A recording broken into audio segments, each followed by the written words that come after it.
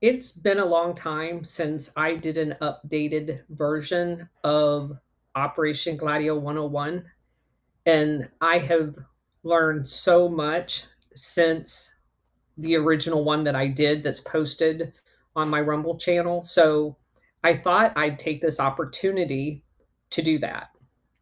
And I have to start with the bottom line up front. As I mentioned earlier today, everything that we were taught about our history is a lie. It was devastating to me to learn that. But if you look back through history, Nuremberg was not anything that we thought it was. Did a few people die? Yes. Was there a lot more people involved that didn't? Yes. In many respects, I've come away from this 2.5 year research project understanding that from a strategic sense, we didn't actually win World War II. The forces that were behind Nazi Germany, a lot of the main players were never held accountable. As a matter of fact, the United States government helped many of them leave Germany. They showed up in places like the intelligence agencies inside of Germany. They showed up in the German government. They showed up in NATO. They showed up in foreign countries under Operation Paperclip.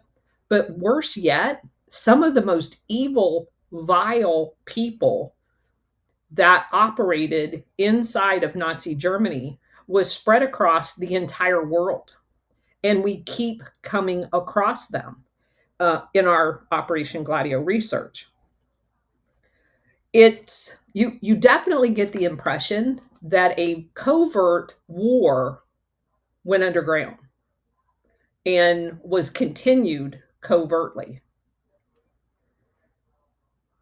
I also have developed the understanding now that this global New World Order, Nazi International, whatever you want to call it, Fascist International, has been called multiple things, looked prior to World War II,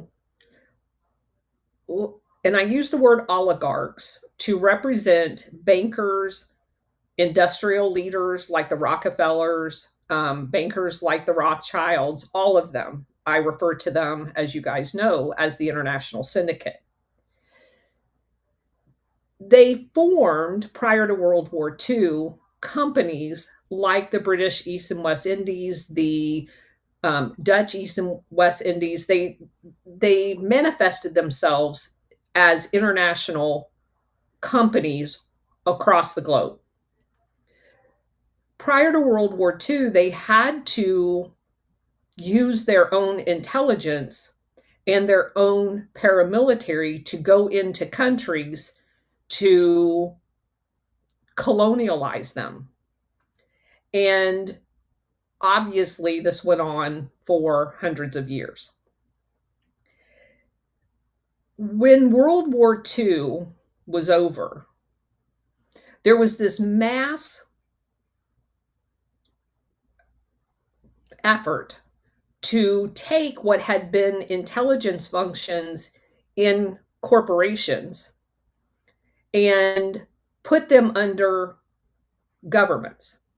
So around the world, you saw the Korean KCIA pop up. Japan had one. All of the countries in South America eventually have one. The CIA is born. The only one that existed prior to that was MI6. And each of these global intelligence apparatuses that were set up, like Mossad in Israel, all collaborated together on a bunch of different efforts, which we'll get into. So these international syndicate corporations basically took off of their balance sheet an expense for intelligence and put it on taxpayers. They also employed their own paramilitary to protect their assets in foreign countries. They took that piece and created the Department of Defense.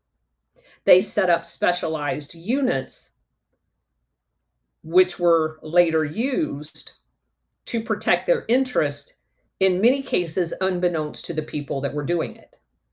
So they've taken two large segments of their expenses and put them on the taxpayers in all of the different countries. We now know in today's day and age, thanks to the 1980s and 90s contracting out of intelligence capability and military capability to corporations like Brown and Root, Halliburton, all of these, that those organizations, to include Blackwater eventually, got bought by these same international syndicate corporations. So not only did they take it off their balance sheet, they are now being given profit from all of these privatized contractors to the CIA and the Department of Defense. So they're still doing their bidding, and they are now profiting off of our investment in intelligence capability and military capability. So you have to understand that power structure if you want to understand Operation Gladio. I just recently put all of those pieces together in my head. So back to the idea that there's this new world order. Some people refer to it as the Nazi world order, and appropriately so based on what I just said. But the New World Order, as we heard spoken by President George H.W. Bush Sr. in an address, didn't start with him. It actually started, as far as my research, and I've only went back to the late 1800s, with the Fabian Society. They had the idea, and Cynthia Chung's book does a very good job of depicting this history if you're interested in looking at it. They had decided that it was very good to divide up the different sections geographically set up of the globe. They thought creating a Pan-America, a Pan-Europe, a Pan-British Empire. That was originally going to be in Europe, but they decided they didn't want to give up their empire. And Pan-Asia, eventually a Pan-Arabic Middle East segment, but notably missing was Pan-Africa. And they were very honest in saying that we're not going to have a Pan-Africa because that's going to be the slave colony for all of these others. They were rich in resources and labor, and these people were very racist, and they actually said that out loud in many of the papers and conversations that are quoted from their speeches. And by dividing these things up, they were going to create a virtual roundtable for decision making. And as you will find out in reading, the word business roundtable comes up a lot. And again, you can trace it back to their conversations. The EU is a good example of that, which was given birth almost immediately after World War II with the steel organization that was set up within Europe that kind of led them into creating the EU. In the trilogy that Anthony Sutton set up, explains some of the fundamental principles. They had decided that it was going to be necessary to create boogeymen. And by doing so, they could polarize people.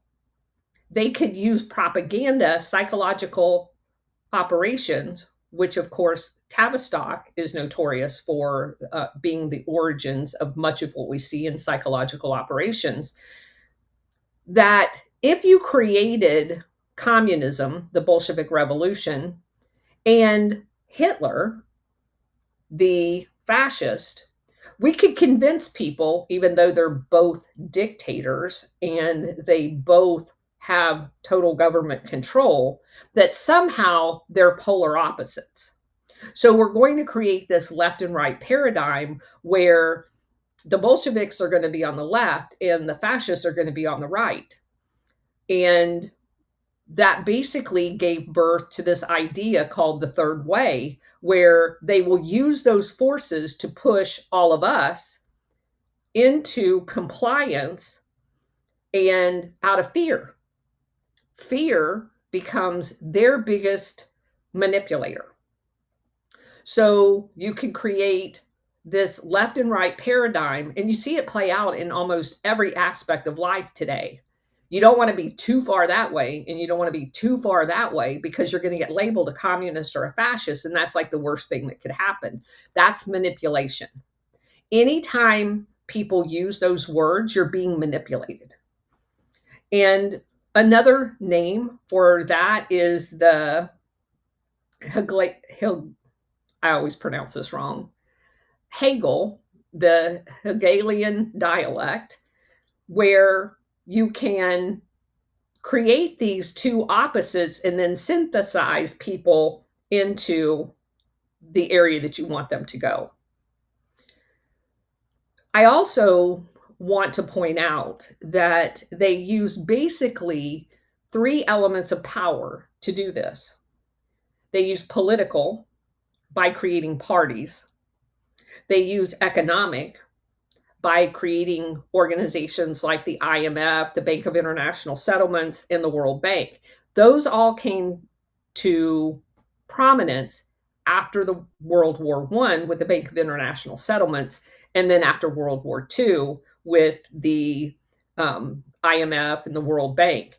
And if you go back and you look at people who have held the positions as president of the World Bank or president of the IMF, you will find out that they work into the story of Operation Gladio. Some of the exact same people end up in these positions that were State Department officials, high-ranking foreign service officers, or from the establishment in the international syndicate.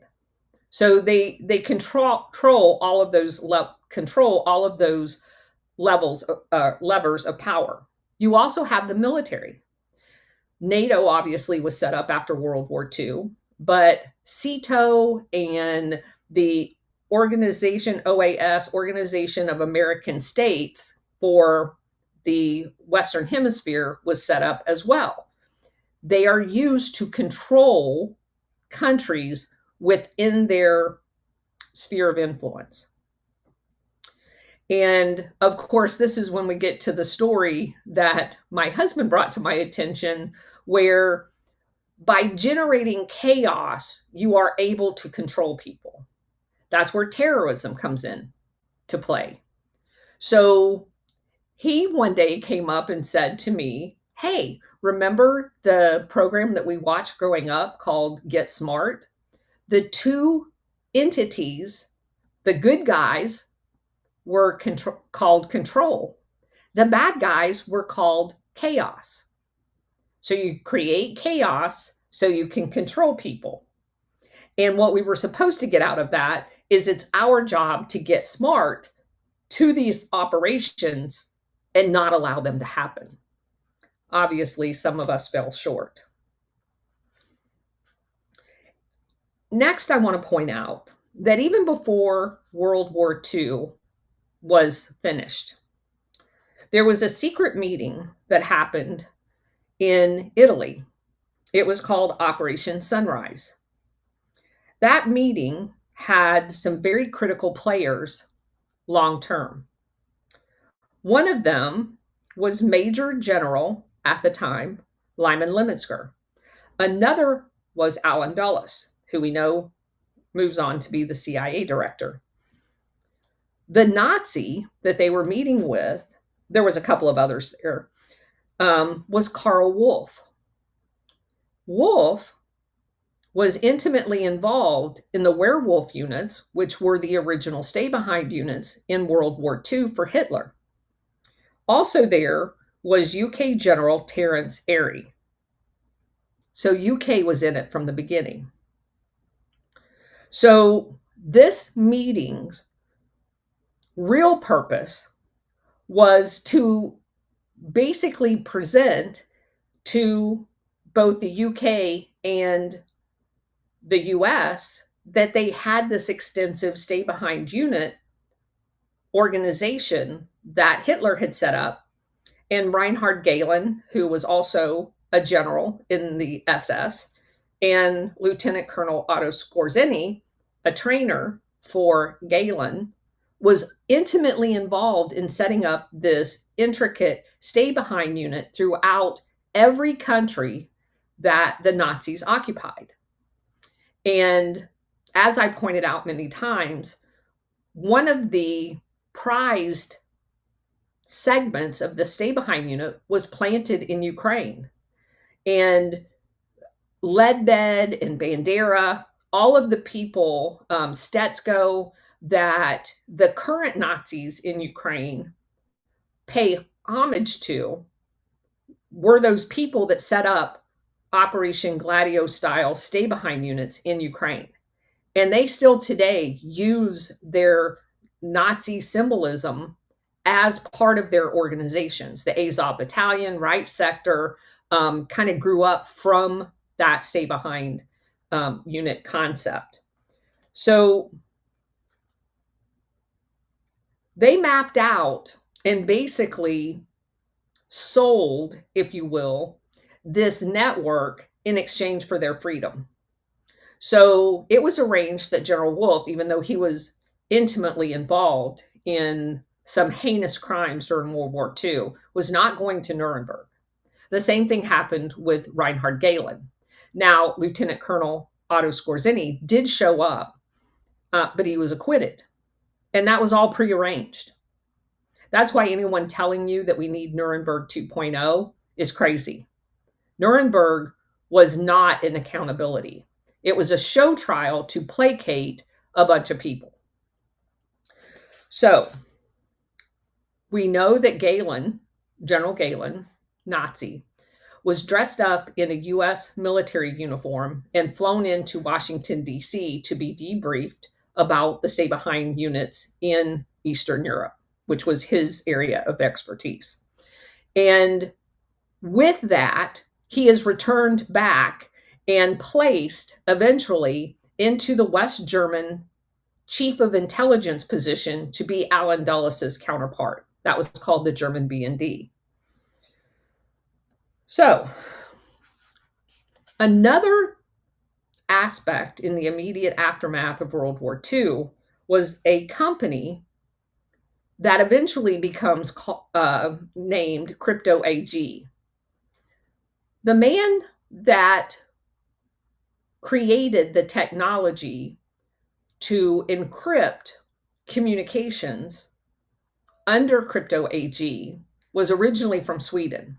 He had worked with the US government during World War II.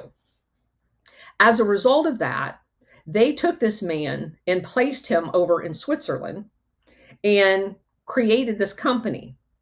Now, he had developed basically a backdoor for the CIA and the West German General Gehlen, the Nazi, to eavesdrop on what eventually becomes 120 countries' diplomatic communications to their embassies.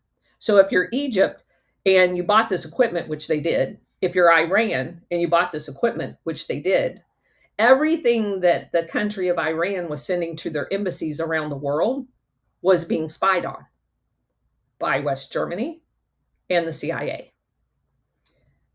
It was not until the year 2020 that this company finally was gotten rid of by President Trump. So you need to understand what that actually means. That means that every time the CIA pretended something was a surprise to them, they were lying. They had this information. Anytime a country was amassing troops, there were communications from that country to their embassies in other countries, and the CIA knew all of it. So did the West Germans. Now, eventually, this guy that created it got old, and they weren't sure, they being the intelligence functions, they weren't sure that they could trust the son who was going to inherit the company. So they make an arrangement with the old man that we're going to buy it and we're going to set up a front company, and we'll give that front company 5% of the profit of the company, or 10%, to basically be a front company. And the rest of the stock, because this was a functioning company, was divided 50-50 between German B&D and the CIA. So they're profiting from spying on people all around the world. And for those of you who are familiar with the Promise software, yes, it's basically the same thing, just for communications, where the Promise software was more about banking and all kinds of other things, tracing money laundering and stuff like that, all of which was stolen from Inslaw, the company, and used both by Mossad, because they got a backdoor version, and they created one, and the CIA created one, and then sold that software around the world so they could spy on anyone doing money laundering that they were not aware of. So this is not an exception to the rule on the way that they operate. As we have come to discover, and I'm not too embarrassed to say, that in all of my professional military education and academic education in civilian universities, I did not know that NATO was originally set up in Paris, France, but it was. Well, why isn't it still in Paris, France? Well, that's a very interesting story, and we'll get more into it later, but just to give you the Reader's Digest version, NATO ends up running Operation Gladio, all of the stay-behind networks. They did that under two entities, one called the ACC and the other called the CPC. And if you want more information on that, you can read Danielle Ganser's book, NATO's Secret Army, because he basically tells you all of the details of that. But part of their domestic terrorism program is apparently assassinating presidents, to include NATO presidents. And they tried to assassinate Charles de Gaulle over 20 times. He got so sick of having his car shot out, his tires shot out, trying to poison him, that he knew it was coming from NATO, that he kicks NATO out of the country. The guy that was in charge of NATO at the time, Lyman Leminsker, the guy that was at that secret meeting with Alan Dulles, setting the entire thing up. And I should point out that Lyman Leminsker was at that meeting because he was the chief of logistics for General Eisenhower at the end of World War II. And why is that important? Because logistics in the military is making sure all of the supplies get to where they're supposed to be. It's literally like supply management, logistical moving things around. Well, that was a very important job at the end of World War II because they had a crap ton of weapons all over Europe. And where did those weapons end up? In stay-behind unit caches, buried in forested areas to use when they got a mission. They would just go to their stash of weapons, which all ended up being NATO weapons. And so they would use these caches of weapons, and in the case of Charles de Gaulle, to assassinate him. So he kicks them out. That's how they ended up in Belgium. Now, of course, Operation Gladio at the time was being heralded as it's all about the communists. We can't let the communists invade Europe. Well, as we all know, there was over, depending on whose figures you use, 25 to 50 million Soviets that had been killed in World War II. In the immediate aftermath of World War II, when the stay behind networks was being set up throughout the rest of Europe, to include Sweden, Norway, and Denmark, there was no Soviet threat. Their military had been decimated, and their munition factories had suffered severe setbacks due to the Nazi campaign into the Soviet Union. And so again, the selling NATO secret armies as a defense against communism, because any day they're going to invade all of these other countries, was nonsense at the time. But it sold well because you have to have a boogeyman. So Otto Skorzeny was set up, since he had been Galen's trainer during World War II, training paramilitary stay-behind units in all of the occupied countries for Germany. He gets selected by NATO to be their trainer for the new NATO stay-behind units. And he was originally stationed in Paris, but he almost immediately gets recognized because he's got this big scar on his face. So they pick him up and they move him to Franco's fascist Spain. He sets up shop in Madrid. He has some handlers.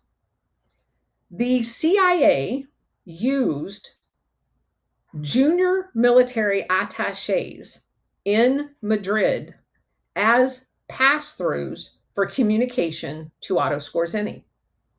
Otto Skorzeny goes on to set up a construction company with a partner.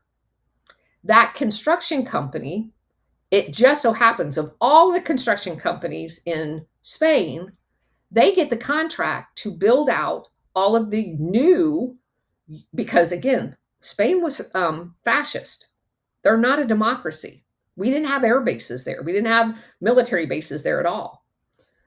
But Otto Skorzeny's company gets the US contracts from the Air Force logistics area to build out all of the military bases.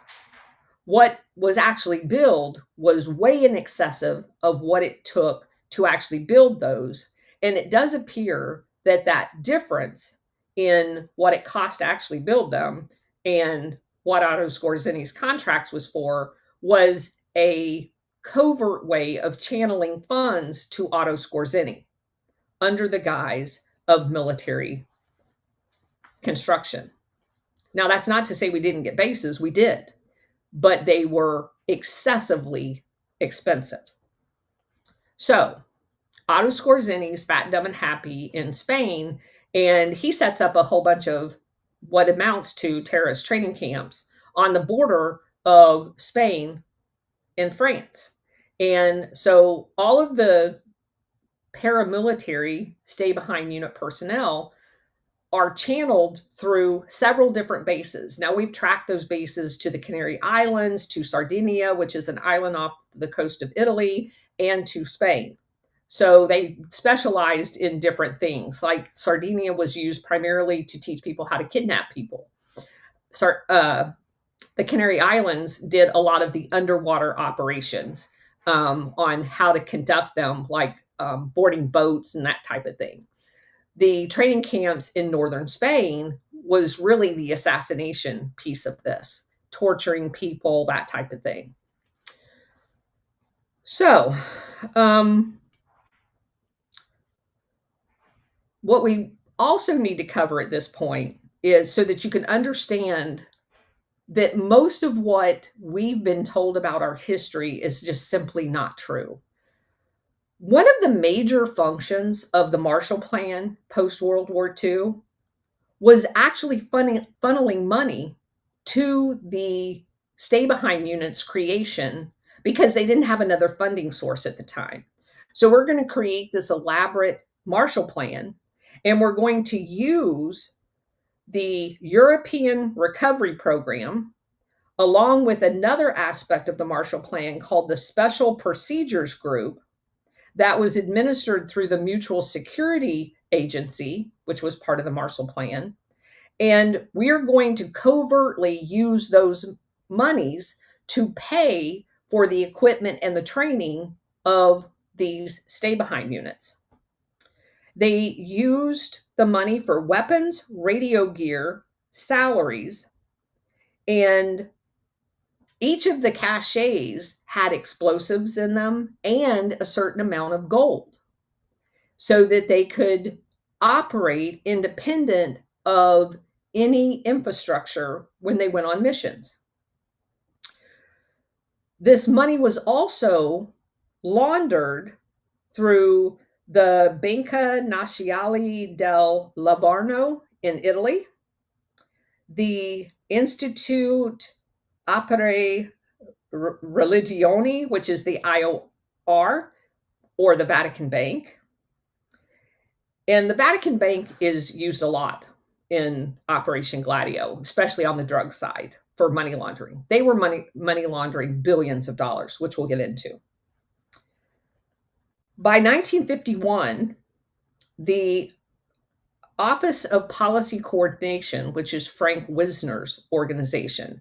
Now, it in itself is a whole story, but for this part, we're just going to say, when it was originally set up, there was a battle between the iterations of the CIA because it went through two different iterations from the closing of OSS, the Central Intelligence Group, and another one, and then the CIA. So during that period, they made the case that they should have OPC because OPC is basically the covert operations. The State Department wanted it. The Department of Defense said, you're going to be doing military, paramilitary type things, and we should have it. So what was originally decided is we're going to place it under the State Department, but we're going to have liaisons from the intelligence and the military working with it. It eventually moves out of the State Department into the CIA. And Frank Wisner, who was originally in charge of it in the State Department, moves with it to the CIA. And he becomes kind of the chief covert black ops guy. So they basically worked with the European stay-behind units. But they know long-term they have to have a covert funding source for this because the Marshall Plan is not going to be there forever. That's when they looked east and took the model that Paul Helliwell, who was working with Chiang Kai-shek in southern China during the OSS days during World War II, watching Chiang Kai-shek fight not just the Japanese, but Mao at the same time in a civil war, funding his entire operation with opium. And so there was a merging of the operations of the KMT army with the stay-behind apparatus that was being set up inside of Europe. It later expands all over the world. But at this time, they're looking at this as the key to covert funding. We're going to use the sale of opium, just like Chiang Kai-shek had been doing inside of China, to fund covert operations. Now that grows into weapons trafficking and human trafficking as well, but it originally started with opium. So you have the KMT's 93rd and 3rd Division that was being serviced by the China lobby and all of the people involved in it, which is where we came across William Pauly, Claire Chennault, again, a major general from the US military. And there were heroin labs being set up in the Southeast Asia area to convert the opium into heroin.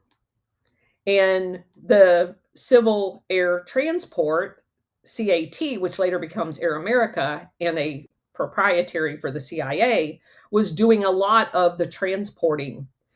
They also, Paul Helliwell sets up a company called Sea Supply.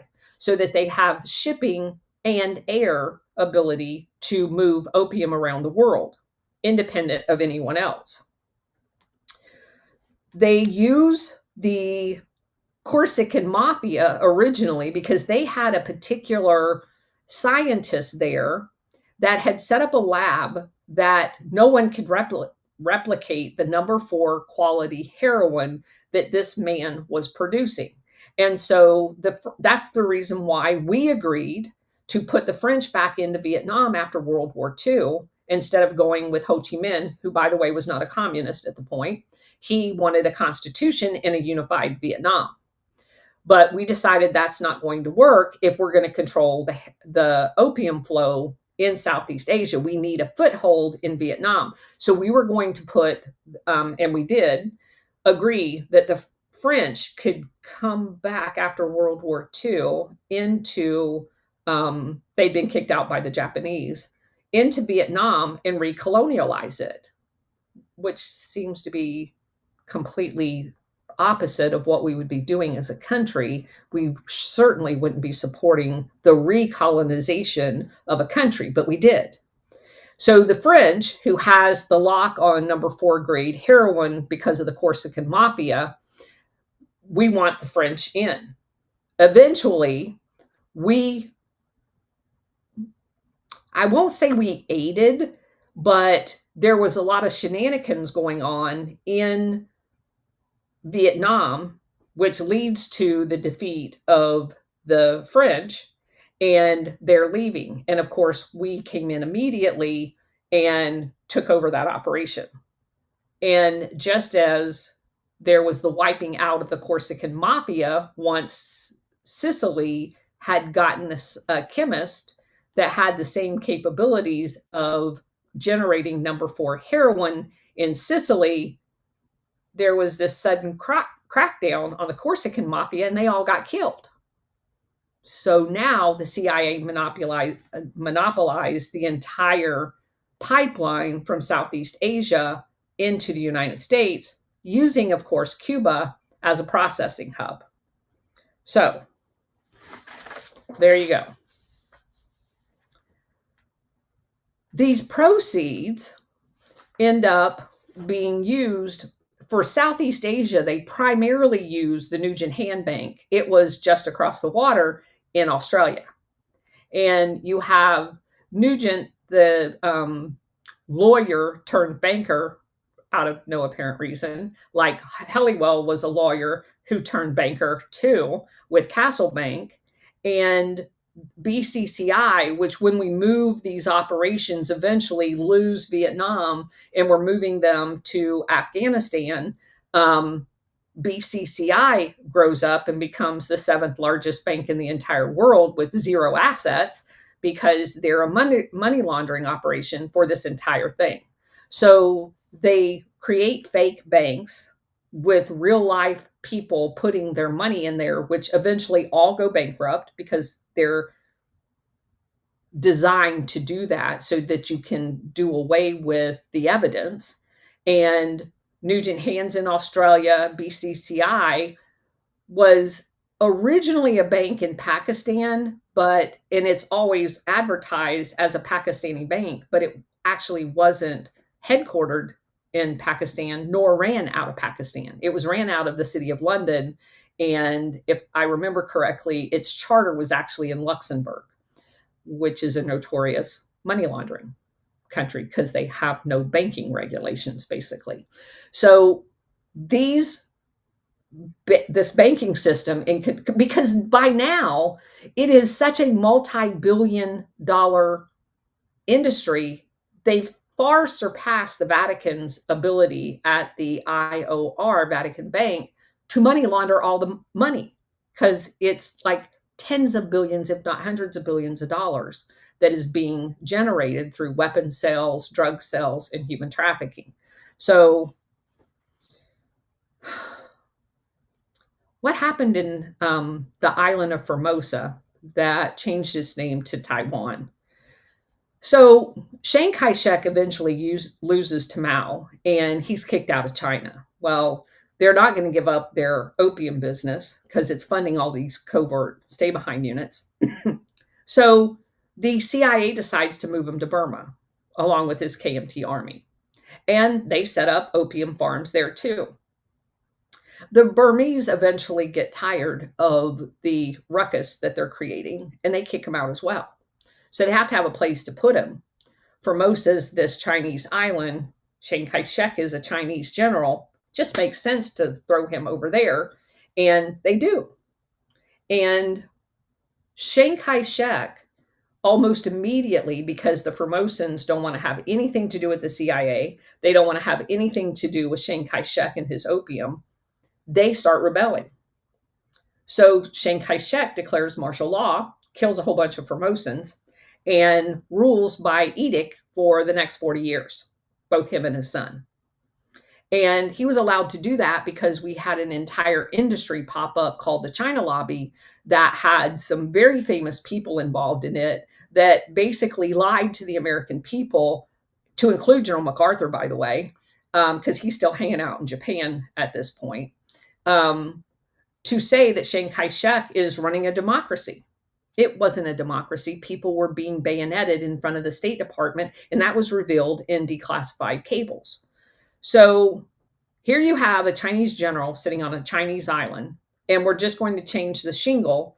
And for a period of time, it was called the Republic of China, like a government in exile. Eventually, it gets called Taiwan. It's all the same thing. It's actually Formosa, a Chinese island with a Chinese general sitting in front of it. So if you look into the first few State Department and CIA people that get stationed there that are going to lie to the American people, you find another pattern. So one of the first, well, the first in 1946 to 1949 was John Leighton Stewart. John Leighton Stewart was originally, now he's the pretend ambassador, okay, to the Republic of China called Taiwan, was in the CIA as part of, again, it had a different name at the time, Office of Policy Coordination, the covert operations area. And his area of expertise was the Asian Pacific Theater. He's one of the guys that was helping move Chiang Kai shek to KMT and his KMT to Burma. It was called Project Paper. They also, he was involved in some of the air supply missions to some of the KMT left behind in China to launch guerrilla operations into China against Mao. And again, this is after Chiang Kai shek has lost the Civil War. The next one was Karl Rankine. Just before Karl Rankine shows up in 1950 through 1953, which was the full time that we were in the Korean War, he was in Singapore. What was he doing in Singapore? Well, he was actively involved in the UK's operation in Malaya. Malaya, for those of you who don't know, was the precursor to Vietnam. The use of concentration camps, the use of Agent Orange, the use of torture, and all of that stuff was a UK creation in Malaya. That's where this guy was. Well, he was technically in Singapore, but he was helping with those operations. And also providing covert support for militias inside of that country, Malaya, and the use of psychological operations. After he left Taiwan, he became the ambassador to Yugoslavia in 1958 to 1961. During his time there, the CIA ran stay-behind networks into Yugoslavia while they were setting them up in Western Europe, and they funneled arms to anti-Tito Croatian immigrants. that obviously was a huge big deal at the time inside of Yugoslavia. On the CIA side, the first station chief was Raymond Pearce. Who's Raymond Pearce? Raymond Pearce was a former OSS veteran turned CIA who parachuted into Burma and mainland China in support of the KMT Army. He also set up the agency's first permanent Western Enterprise Inc. It's a front company that was used inside of Taiwan to funnel money to covert operations, primarily the KMT Army. He also was dual-hatted as the station chief and the chief of technical services. And for those of you who are part of the daytime group, the technical service is basically their dirty trick squad. That's the torture, that's all of the instruments that they use to do covert operations. He provided radios, opium-financed weapons, and SIGINT capability to the KMT Army. Next, from 53 to 55, was John Baron Jack Hart. He's an ex-OSS officer too. He was part of the Jedburghs that the British ran into Germany during World War II. He had been working for the Office of Policy Coordination, dirty tricks, in paramilitary operations in Hong Kong and Vietnam, helping the French.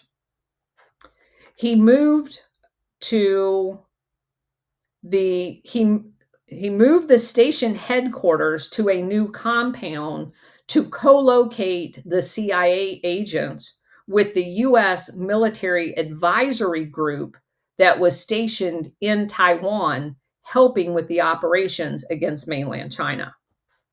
He also was the mastermind behind what was referred to as Operation Black Zen, Z-E-N, which was a clandestine sea and air supply route to Tibet.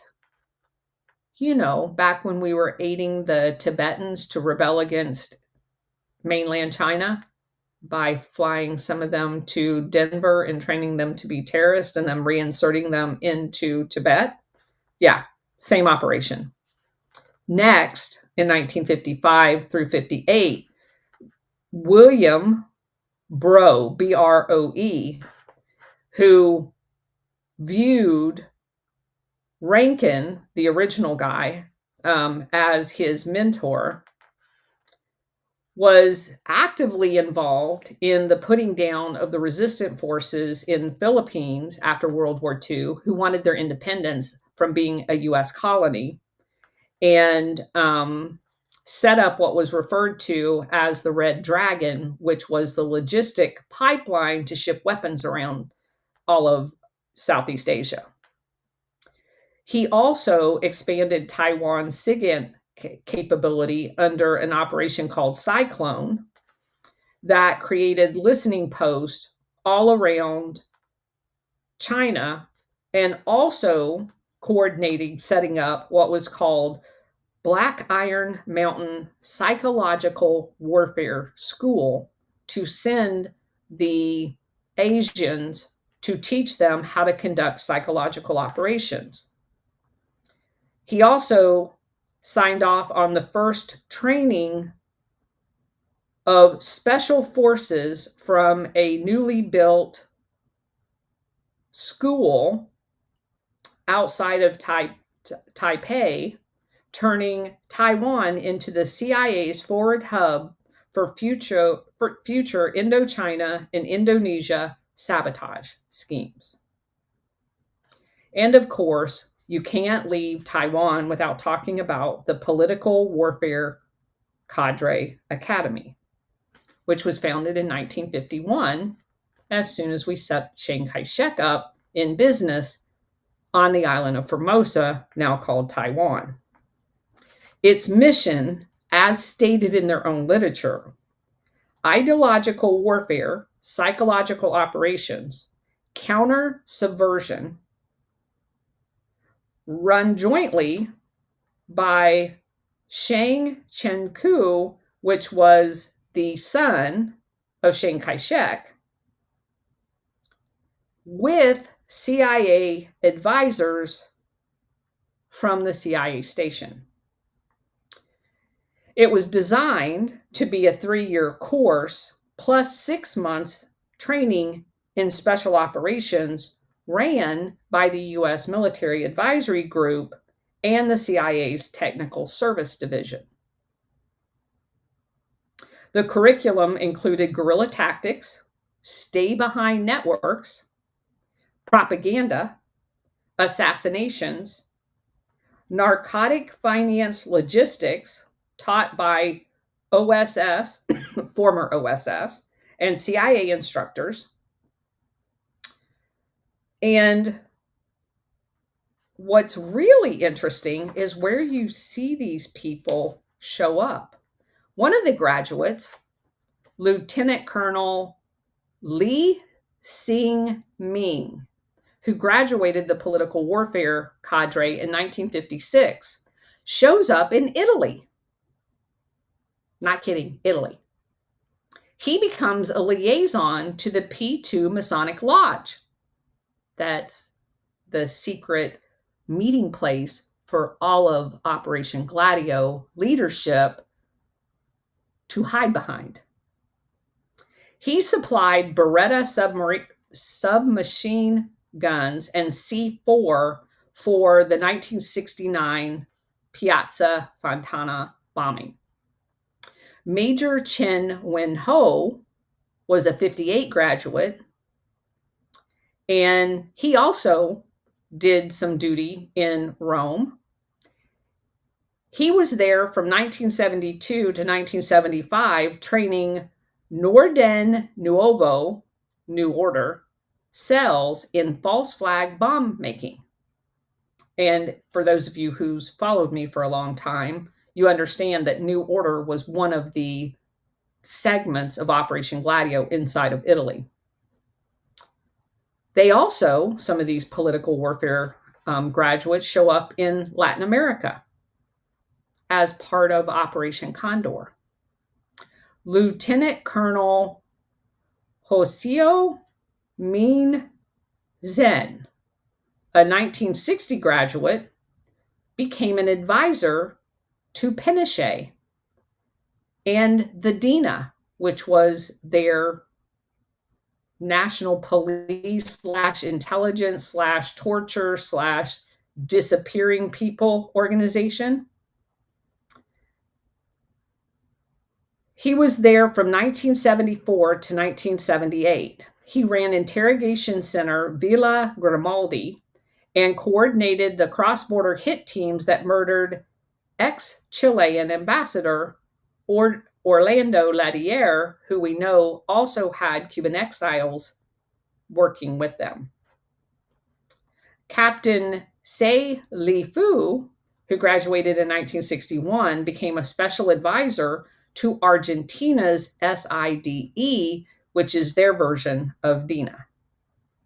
He handled communications from 1975 to 1976 and also was an advisor in assassination programs inside of Argentina. Major Cao Ten-sei graduated in 1959. He was in Latin America training Bolivian paramilitary under Colonel Luis Arce Gomez. He was also present at the 1980 cocaine coup, as it was referred to, that installed General Garcia Mesa. You had graduates from the political warfare cadre that were hired by the Nugent Han Bank to run the Taipei branch,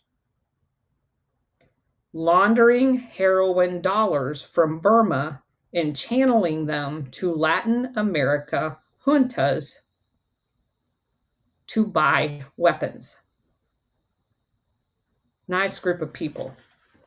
Now, obviously, in our work, we covered the School of America first because many of their graduates went on to the Political Warfare Cadre Academy. It's almost like a phase two. So I did a little bit of research on who those people were. Who were some of the people that went to School of Americas in Panama, Fort Benning, and then went on to the Political Warfare Cadre? Between 1966 and 1974, the U.S. Army School of Americas handpicked at least 6 Latin American officers to attend the Warfare Cadre Academy.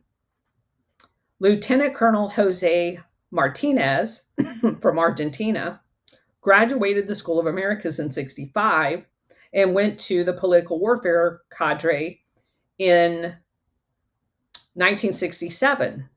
He became the DINA operations chief as part of Operation Condor. Captain Hugo Barrera from Bolivia graduated the School of Americas in 1966. 2 years later, he shows up in Taiwan, and he became Garcia Mesa's Interior Intelligence Chief. Major Manuel Contreras from Chile attended the School of Americas in 1964. He graduated from the Political Warfare Cadre in 1969, and he returned and created Pinochet's and became one of the first directors for Pinochet's DINA program. Again, they were largely responsible for all of the assassinations in Chile. Lieutenant Colonel Luis Arce Gomez from Bolivia went to School of America in 1967. He went on to Taiwan in 1970 and became a key planner in the 1980 cocaine coup. So you can see there's a huge overlap there. Captain Julio Cesar Fuentes, Argentina, School of America's graduate in 1969, went to the Political Warfare Cadre Academy in 1972. He becomes the Argentina SIDE's Condor Communications Officer. Major Hugo Banzer Suarez from Bolivia graduated School of America in 1968, went to the Political Warfare Cadre Academy in 1974. He became the future dictator who integrated Taiwan advisors into his counterinsurgency schools. So, there you go. Direct correlation. And if you research who today, because we don't technically recognize we've got this one China policy and all that other crap, but if you look at the countries that today have official Taiwan relationships, almost all of them are in Latin America, and that's the reason why. Okay, so just a few overviews of the domestic terror that Operation Gladio was used for, because again, it was never used for fighting communism. It was 100% of the time used for domestic terrorism and international terrorism. In Italy, you have the 1969 Piazza Fontana bombing, 16 dead. In 1980, the Bologna train station blast killed 85 people, injured many more. Both of them carried out by the organization we just mentioned, Ordine Nuovo, which is New Order, as well as the Avanguardia Nazionale, which was orchestrated by the Italian military intelligence called the SID, as well as the P2 Masonic Lodge. And the whole purpose of those were to ensure people voted the right way, seeking bigger government, more protection, more safety. In Belgium, you had in the 1980s the Brabant supermarket massacres, leaving 28 dead, where the random shooter would show up and mow down women and children in supermarket grocery stores. Some of them actually went in and killed a bunch of people in the grocery store. A guy that was part of the planning of those was a Nazi by the name of Paul Latinus, Latinus. In France, you had the Service Action Civique, which is SAC. There was an attack in 1982 using the exact same playbook. And there's many more. Those are just a handful of examples.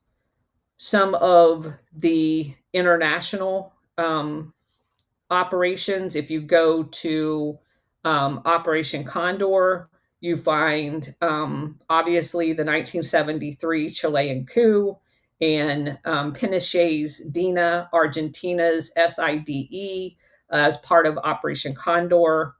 Their instructors, none other than Stefano del Chiese, who was from Italy, an Operation Gladio operative, Klaus Barbie, SS officer, and Michael Townley from CIA, made a DINA officer to ensure the continuity between the two.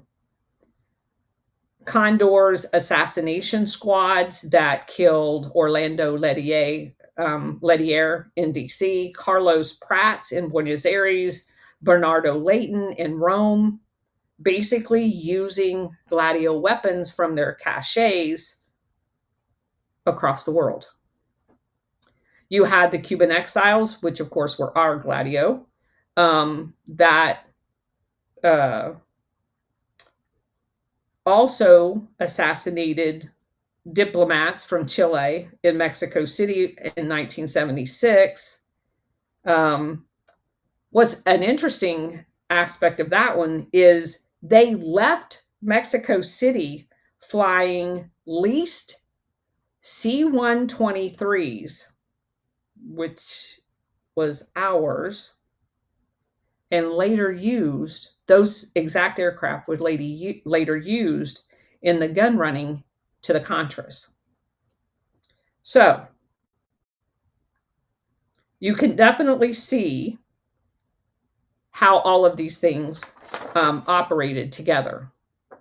So again, just to remind you, the NATO, Allied Clandestine Committee, ACC, and the Clandestine Planning Committee, CPC, ran these operations. So, very, very interesting. I did want to go back and talk a little bit about Lyman Lemetsker, one of my favorite evil operators in the story. And I mentioned to you about his involvement in the setting up, the secret meeting, Operation Sunrise, being Eisenhower's logistics chief. So all of that is intricate. But he shows up later in the story as the author of Operation Northwood, which if you read through that document, it is a Gladio operations document. It is talking about using Cuban exiles that were trained by the CIA in Miami, Florida, dressed up as Castro Cubans to commit terrorist attacks, bombing ships, flying drone aircraft into buildings. Where have I heard that before? Blowing up at least 4 major US cities with a series of bombs in order to make the story that Castro had done all of these bad things to justify a ground invasion of Cuba. Because again, in Operation Gladio, Cuba was kind of a linchpin in their operations. Most of the opium and heroin coming in from this operation transited Cuba. It was separated, cut with sugar, all kinds of different things, and then piped into the United States. The loss of Cuba with Castro there was catastrophic to them temporarily. They had to come up with other ways. A lot of that operation in the immediate aftermath of Castro coming to power was moved to the Dominican Republic. And that's a whole nother story because, of course, we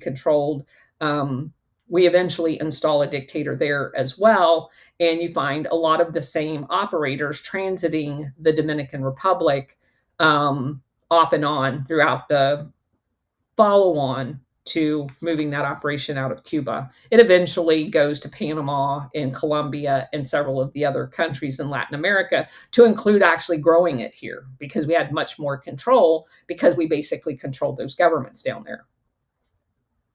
But again, that's only one aspect of all of this. The major aspect of this, that's just a funding stream for Operation Gladio and terrorism. The major reason for destabilizing these areas is so that this international syndicate could go and privatize and buy up all the businesses and ensure that they had slave labor available to them to offshore our jobs to these foreign countries. And that was done on scale after the destabilization and the overthrow of Latin American countries. So timing is definitely important to that entire operation. So what happens after he drafts Operation Northwood? He presents it to Robert McNamara, who looks and kind of just shrugs his shoulder and says, hey, let's take that to JFK. And of course, JFK said, yeah, we're not killing Americans to justify a ground invasion of Cuba. Are you out of your mind? So he fires Lyman Lemonsker. But because of the Bay of Pigs, he didn't want to fire him, because the military already didn't like him. And so the leadership anyway. So he just moves him. He takes him out of the chairman of the Joint Chiefs of Staff and moves him over to NATO. Yeah, the same NATO in charge of Operation Gladio. So that's an indication to me that I don't believe JFK understood where this thing was being ran out of, because later we find out that there were OAS, which is part of the French Operation Gladio units, present the day JFK was killed in Dallas, Texas. So, and Lyman Lemonsker is in NATO while Charles de Gaulle is attempted assassination one after another. So Lyman Lemonsker is a critical linchpin in all of this. So moving on, we find, and why were there so many attacks on Charles de Gaulle? That's actually a very important piece of this puzzle, because these people wanted to leave Africa basically colonized, controlled completely by outside sources.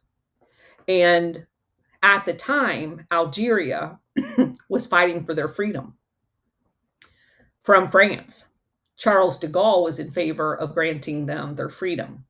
That created among their international syndicate members a lot of hate for Charles de Gaulle, because they did not want to give up any of the French colonies in Africa, not the international syndicate, because they were taking all of their resources.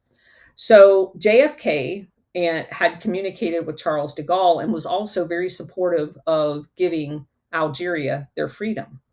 And so there's a big operation that went on inside of Algeria, and Otto Skorzeny was in Algeria training paramilitary people to sabotage the operations of the freedom fighters in Algeria against the French forces.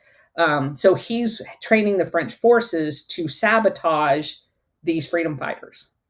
And they were using the techniques of basically stay behinds, trying to recruit some of the, and primarily Muslim, operators behind the scenes to get them to turn on their fellow Algerians. And eventually, Algeria won their freedom, but a lot of bloodshed happened as a result of that. And Charles de Gaulle was hated by the international syndicate for giving them their freedom. And then, of course, we also found Otto Skorzeny in the Congo. He was in the area of Katanga, which, if you guys remember, Katanga was the primary area of the Congo. The Congo was a very large country. The primary area within the Congo where their uranium, gold, diamonds, and resources were was an area called Katanga. And when Lumumba got elected in their first election after being a colony of Belgium's for 350 years, Lumumba had control of the uranium. There was a concession that had been in existence with a mining company in Belgium. Lumumba and the Congo got pennies on the dollar. They were all uneducated. They had no health system at all. And Lumumba wanted that money for the Congo. He did not want to be paying somebody that had been stealing their money for the last 350 years, rightfully so. So he requested a meeting with Eisenhower and his vice president, Nixon. Both of them turned him down, but he comes to America anyway, and he meets with the Secretary of State. And he said, look, I'll give you all the uranium. I just want Belgium cut out of the deal. I want to deal directly with you. And I want to use that money for my agenda to make the Congo a viable country. I can't do it when I'm giving the majority of that concession money to the Belgians. And we basically told him, pound sand, go back home. We don't really care. So Lumumba dismisses all of the Belgium military.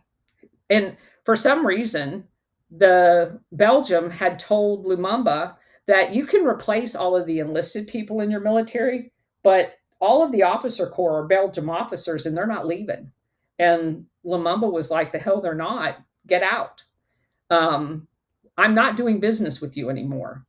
And then, of course, the IMF cuts him off. There's economic warfare going back to that.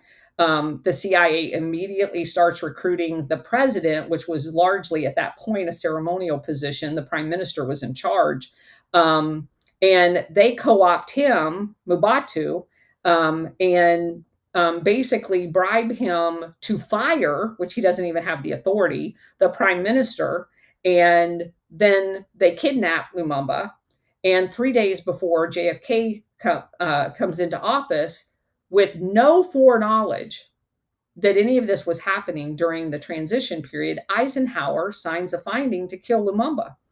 And so they kidnap him. They kill him on January 17th.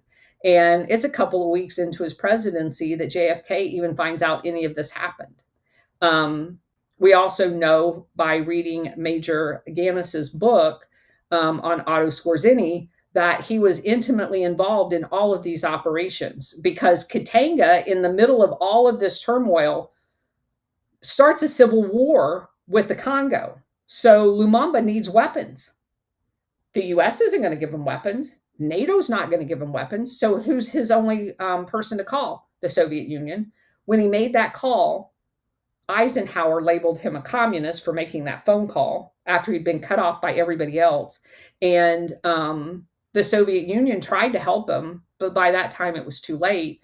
Katanga basically defeats the initial forces that show up, stick a flag in the ground and say, we're a new country. And who recognizes that? The United States, all of NATO. So we have this brand new country out of nowhere called Katanga, until, of course, Lumumba is done away with, and then Katanga eventually becomes part of the Congo again.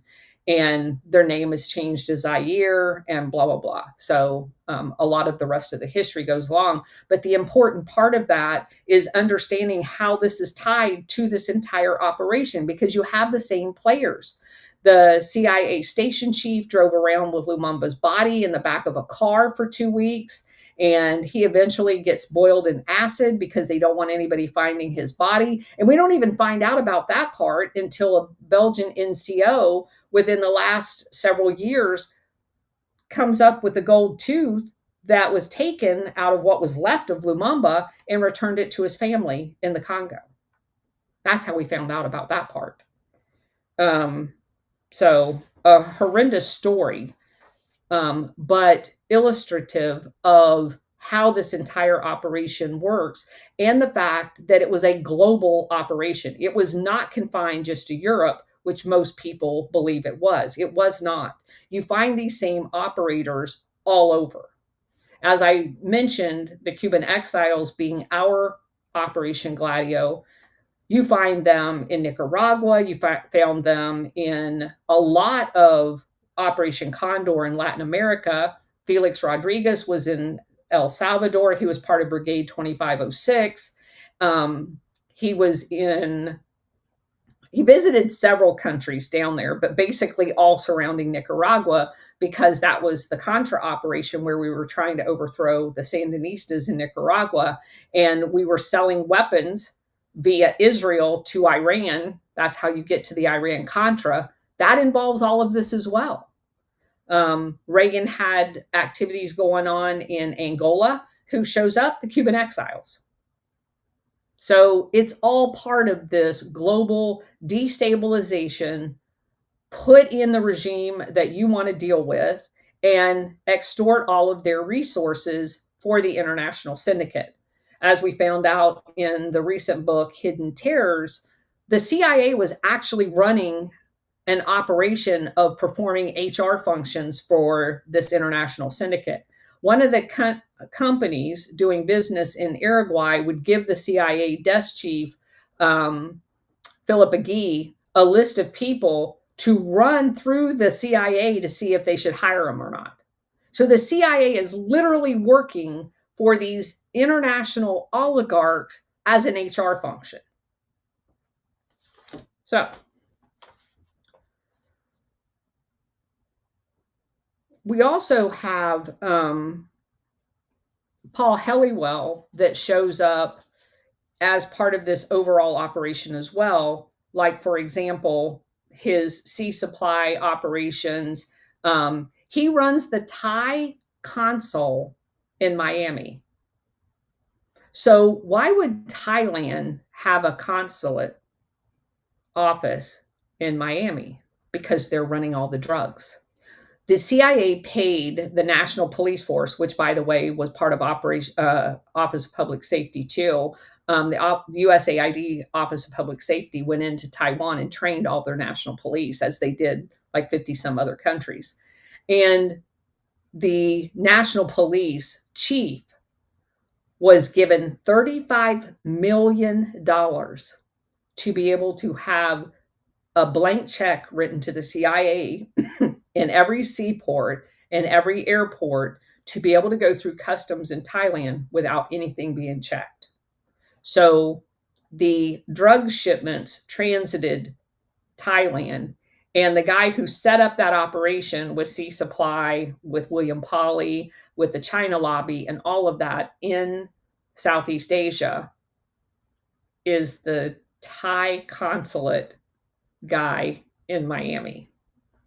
He is also the one that set up Castle Bank, and he is intimately involved in everything Cuban exile related for as long as he was alive in Miami, running these programs. So,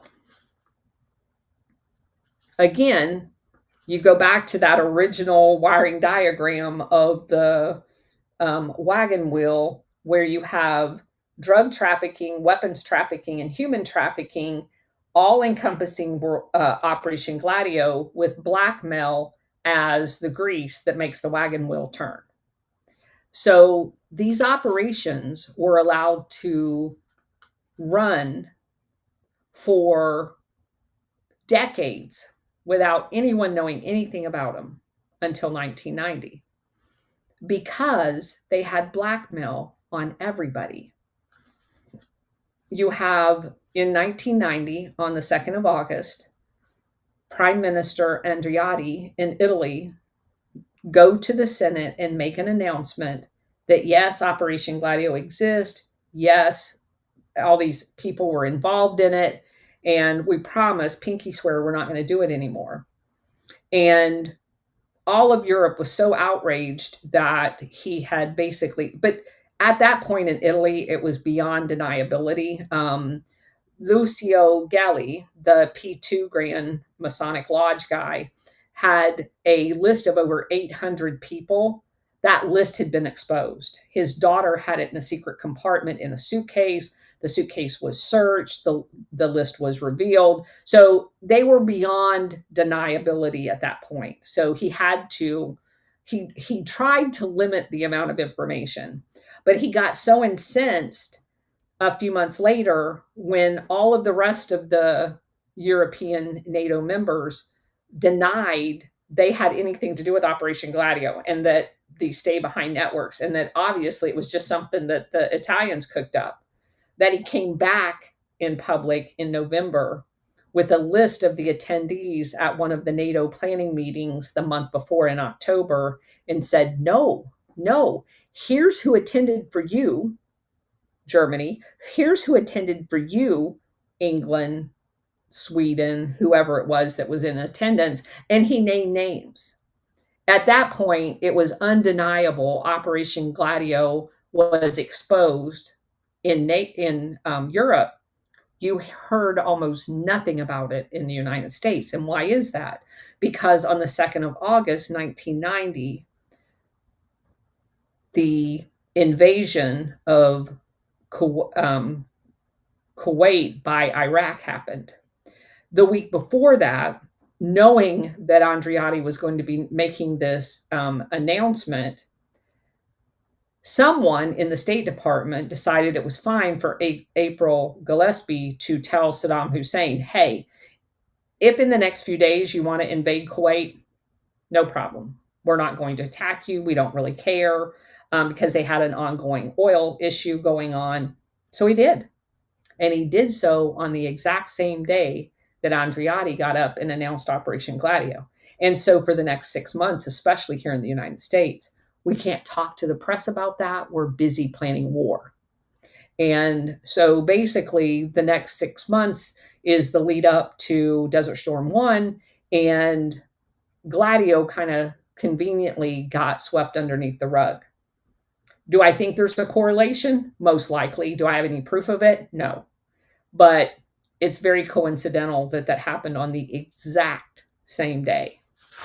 So I want to finish this up by talking about my number 2 favorite guy in this story, because it ties all of the pieces together. And that's William Pauly. William Pauly is representative of how the hive works, the go-between between business, the State Department, and the CIA. And there's very few people, although there are some, that tell that story better than William Pauly, because not only did William Pauly work as an assistant secretary of state, he also was an ambassador. He was definitely CIA, and he was an executive. He owned the Curtiss aircraft franchise in Southeast Asia. He's the one that supplied all of the fighters to Chiang Kai-shek in the newly established Taiwan. He also helped procure funding for sea supply in order to give him his own navy as well. So he also, because he's a multimillionaire living where? Miami, of course. He co-founded the Flying Tigers, which turned into Civil Air Transport, which turned into Air America. Paul Helliwell was one of his best friends. And he also had a very large investment in Cuba. He owned the entire bus system in Cuba. He also owned several sugar plantations in Cuba. He was intimately involved in the mafia when they were in Cuba under Batista. Polly also worked on PB Success, which was the Guatemalan coup. And his involvement in that coup was with Tommy the Cork Corcoran. If you don't know who he is, definitely look him up. He is definitely worth the look. William Polly had a very large yacht because he was a multimillionaire. He used his yacht to pile in a bunch of CIA trained Cuban exiles to go attack Cuba. Sailed over there, dropped him off for them to launch an internal attack against Cuba. He also was a Pan Am executive. Now, Pan Am was used by the CIA routinely, and they had CIA agents embedded in their international operations because it provided one of the perfect covers for CIA agents to go anywhere. So it's not surprising that William Polly was an executive working for Pan Am as well. So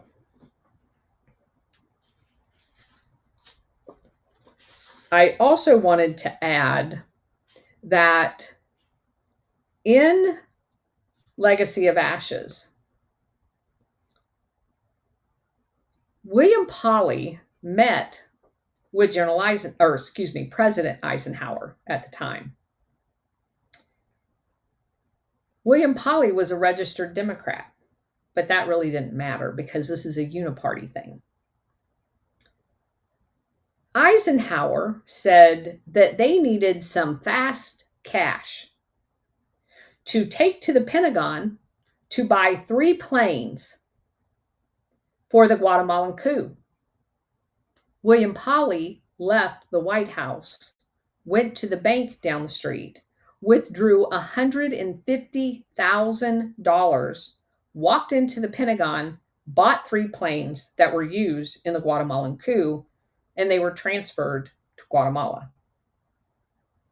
That's how much power William Polly had. And I thought I would just add, I think it's weird. He actually was in the process when he died in a really weird kind of way, suicided, that he was in the middle of publishing his memoir. It is now located at the George Marshall Library. And yes, I plan on visiting. In the book Prelude to Terror, which is on the Colonel's Corner as a book review, it is alleged that the Brown brothers Harriman provided CIA cover for Prescott Bush. Bush was at the time working out of 44 Wall Street. Bush, as we know, also was elected to the Senate and served on the Armed Services Committee.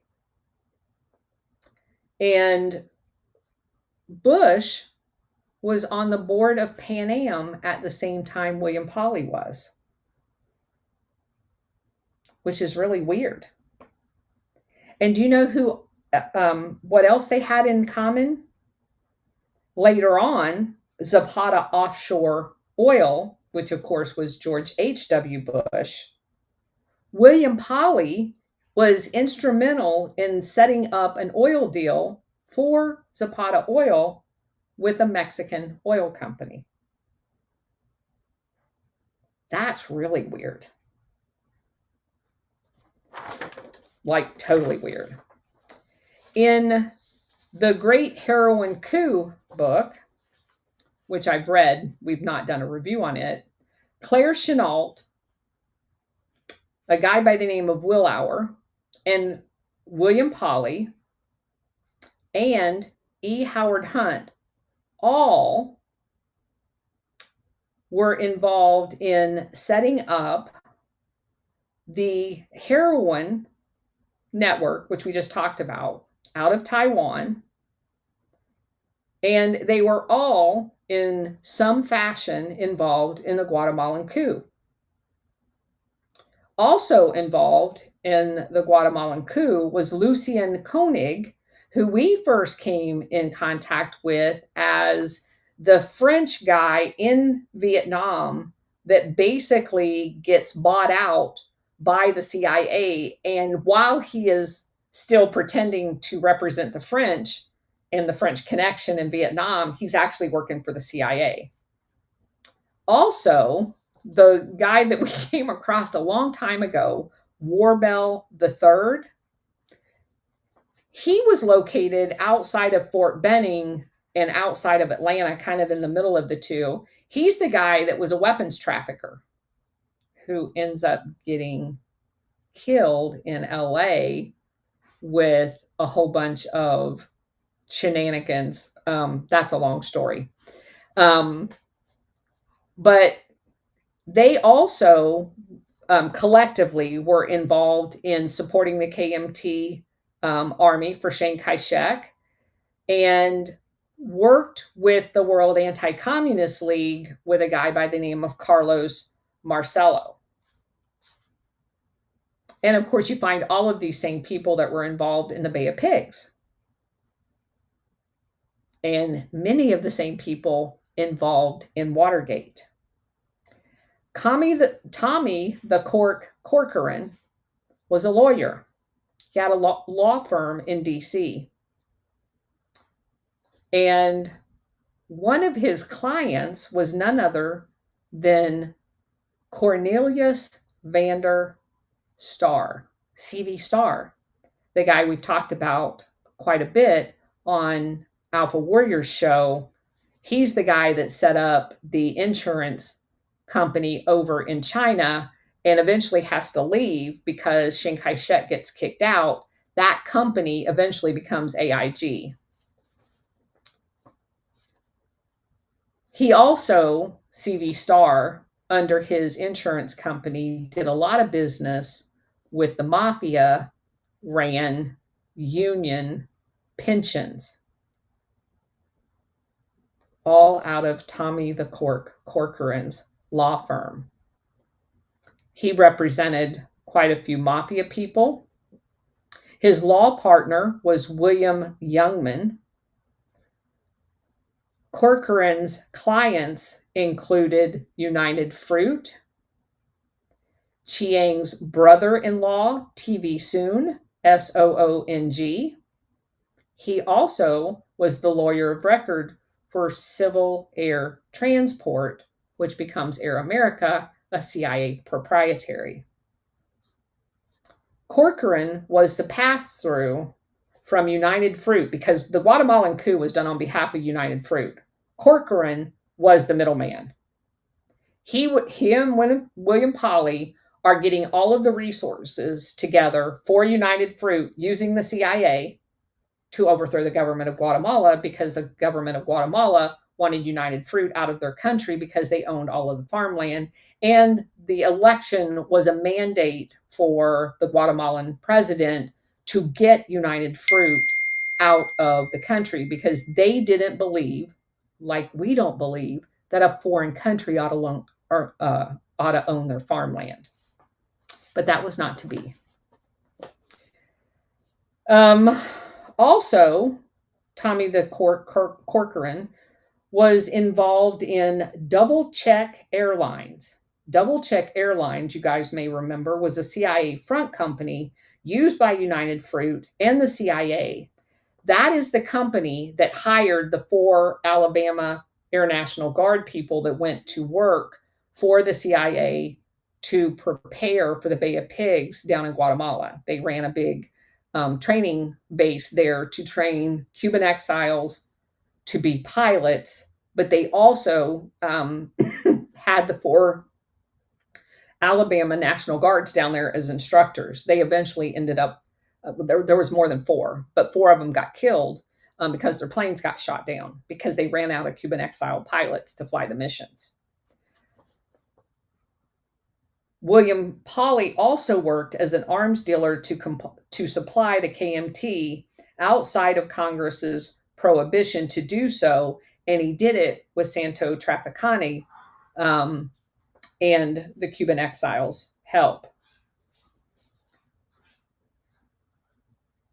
So, very interesting. That, in a nutshell, is Operation Gladio. And you can see by the crossbreeding, I mean, obviously there's hundreds of other players, but that's a sampling of how you can go from as far east as China, Taiwan, the Philippines, and you see all of these operations, and you can go inside of America. You can go to the southern cone of South America. You can go to Africa. You can find these inside of Europe. You can find these operations all over the globe. We just recently found stay-behinds in Iran before the overthrow of Mossadegh, and that literally blew me away. The most troubling part of that one was the use of a local tribe in southern Iran. They were trained by the military advisor group, the MAG, that had been set up inside of Iran in order to destabilize that, to overthrow the government of Mossadegh. So if you dig, and 2 years later, I had never come across stay-behinds in Iran. I just stumbled across it. You can pretty much find them almost anywhere in this coup environment. At some point, you're going to uncover there were stay-behinds as part of this destabilization. And of course, more recently, as opposed to using stay-behinds, they use USAID and like literally taxpayer-funded people to go in and do destabilization under the auspices of USAID. We've covered the Office of Public Safety. There's just so many tentacles. But the good news in all of this is apparently quite a few people inside of the Trump administration knows about these operations and are going to the heart of the funding aspect of it, both with the narcotics trafficking. You see every day large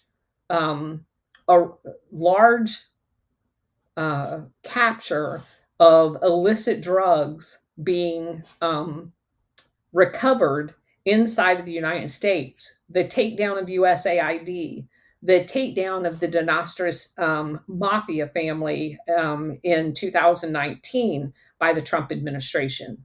These mechanisms are being disassembled around the world, and all of us are going to be much better off as this operation unfolds. But I see almost on a daily basis a positive step forward in the dismantling of this network. And so hopefully that gives you a little bit better insight. It adds quite a bit more information than I had the first time I did a Gladio 101. And I'm glad everybody's here participating in it. I'm seeing all of your comments. Thank you guys again for being here. Please share this, give a thumbs up. And if someone is genuinely interested in knowing what Operation Gladio is, please use this as a reference for them to be able to understand the scope of what has gone on around the world in our name. Because these operations have not made us safer. it has actually put more Americans at risk when these operations, because they're not done invisible to the people in the countries. These countries all know when the CIA shows up. They all know when the Office of Public Safety showed up. They saw firsthand the CIA's involvement in election meddling around the world, just as we saw it in 2016 and in 2020. This has been a very visible program around the world. It was not, although they tried to do it stealthily, it was not stealthily done because people died, people were tortured, and they're very aware of the government organizations in America that's behind it. And a lot of people will never trust Americans again because they had family members adversely affected by these programs. And they find it impossible that we don't know. And I've talked to some of them. How could you not know your government was doing this?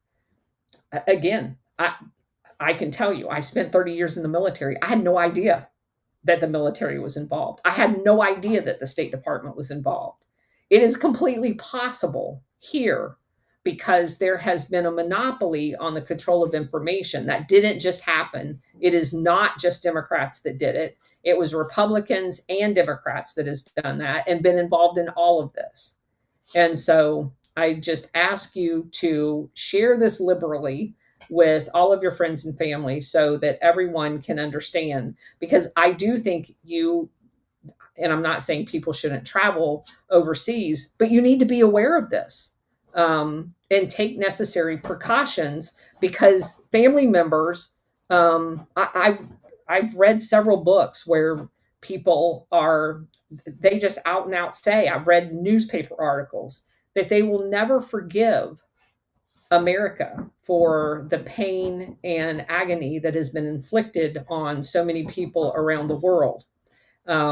So that's it. Thanks for being here. Take care.